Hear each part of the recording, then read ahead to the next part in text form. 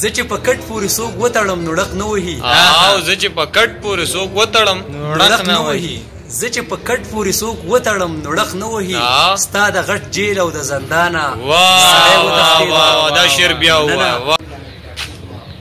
غوږ ورته نږدمه خبرې ته ورغاړې وځم لونه چې راشي زه لوګرې ته ورغاړې وځم تبې نیولی یم بیمار یم روغتون ته نه ځم یریږم هسې نه ډاکټرې ته ورغاړې وځم ټولو ملګرو ته سلامونه په دې هیله یم چې ټول ملګري به ښه نن چې دی نو زمونږ د رڼا د ټولنې د ملګرو میټینګ و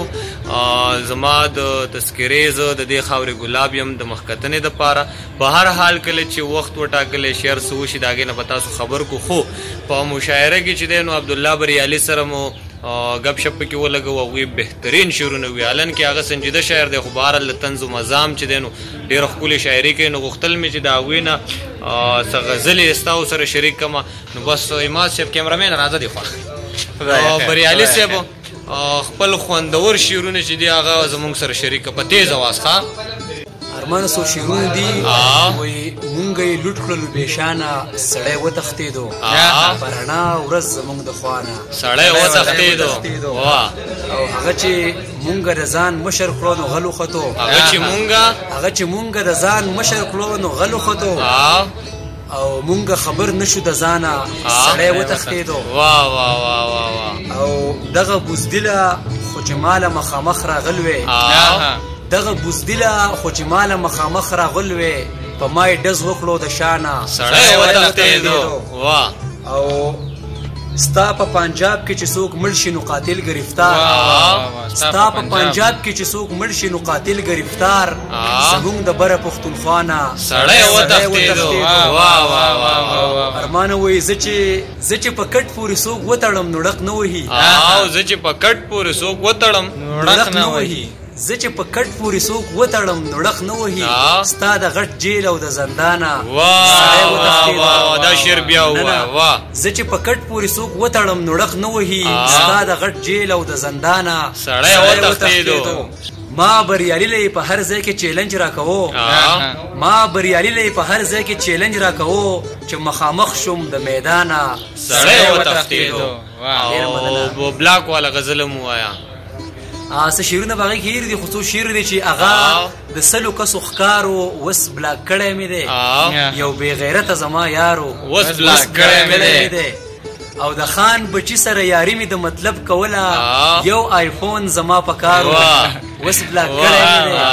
مننه او ریبار لمبر را په ویل واخله ستا د یار نمبر دی ریبار لمبر را په ویل واخله ستا د یار نمبر دی هغه د هغه جنۍ پلارو وس بلاک کړی مې دی او ارشاد په 3 بجې ماته میسجونه کول د شپې په 3 بجې ماته میسجونه کول یو بریالی او ښه وزګارو اوس بلاک کړی مې دی ای او ډاکټرانو عالم یو څو بند د هغې نظم نه ووایه نظم را در کولی دی خو څو بند دی چې ارشاد ناپوهه ډاکټران دي ناپوهه ډاکټران هیڅ پوهه نه دی ګوره دا واوره زما روره خبره کومه نوره چې راشي ته د کوره پیسو نه به دې خلاص کي دوی لوټ به دې په لاس کي 1500 یې پیس دی داروګانې هم ډېر ګران دي ناپوهه ډاکټران دي او ناپوهه ډاکټران اسپتال ته ورغلي کتل مو غلي ډېر خلک راغلي هر څوک په زړه داغلي دماغ مې تلل د سره سحر نه مازدیګره ولاړو نه خبره ډاکټر راغی د بره ما ویل یم بیمار ته راشه که نه یار هغه راته ویل چې را روان مو افسران دي ناپوهه ډاکټران دي ناپوهه ډاکټران او بلډینګ د اسپتالو زما دی دغه خیال چې ډک دی د کمال ډېر ښکلی بې مثال بلډینګ یې قیمتي دی ډاکټر یې سم توتي دی کونتر په شان غروړېږي سمه ډکه د نخرو ده هر نرس لکه خارو ده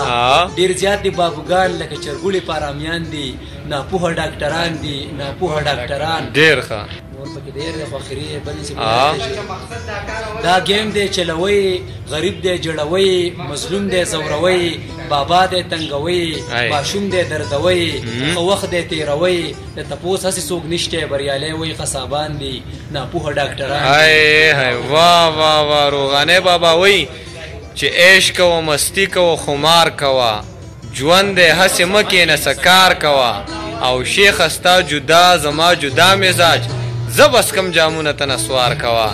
چرد چې خادو سے آبادو سے د لوی الله پامان